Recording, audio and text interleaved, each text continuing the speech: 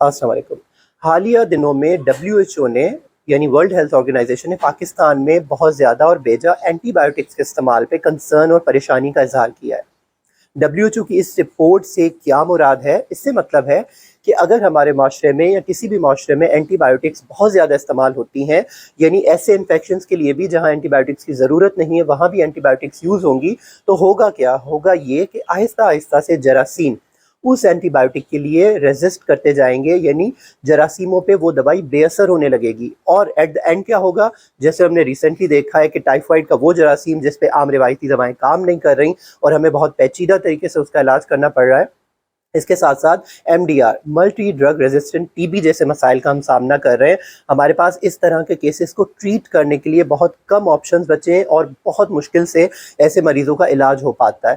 تو اگر anti biotics اسی طرح بیجا اور بہت زیادہ استعمال ہوتی رہیں، اس میں اوورآل سب کو ہی رسپانسبل کہوں گا، کمیونٹی کو، میڈیکل سے ریلیٹڈ لوگوں کو، سب کو، کہ وہ بہت زیادہ کاشیسلی اینٹی بایوٹکس یوز کریں، کیونکہ ہمارے پاس زیادہ آپشنز نہیں ہیں۔ اللہ نہ کرے ہم اپنی آگے آنے والی نسلوں کو سیف، سیکیور اور اچھا ہیلدی انوائرمنٹ کیسے دے پائیں گے اگر وہ ان چھوٹی چھوٹی بیماریوں سے ٹھیک ہی نہ ہو پائیں، ان پہ یہ دوائیاں اثر ہی نہ کریں۔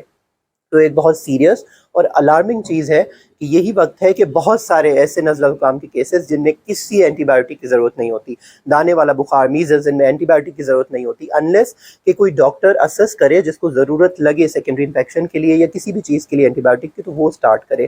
ہمارے پاس میں نے کئی لوگوں کو دیکھا ہے کہ بیماری میں، ہلکی پھلکی بیماری میں، وہ کیمسٹ کے پاس جا کے خود ہی پاؤڈر والے سیرپس لے لیتے ہیں، اینٹی بایوٹک دوائیاں لے لیتے ہیں۔ پلیز ایسا نہ کریں۔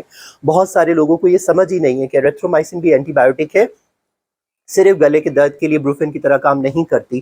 اس طرح کی مال پریکٹس کو سٹاپ کرنا چاہیے، اور عام کمیونٹی کو پلیز سیلف میڈیکیشن نہ کریں، اور ڈاکٹرز بھی جہاں ضرورت ہو بہت زیادہ اینٹی بایوٹک کی وہاں یوز کریں۔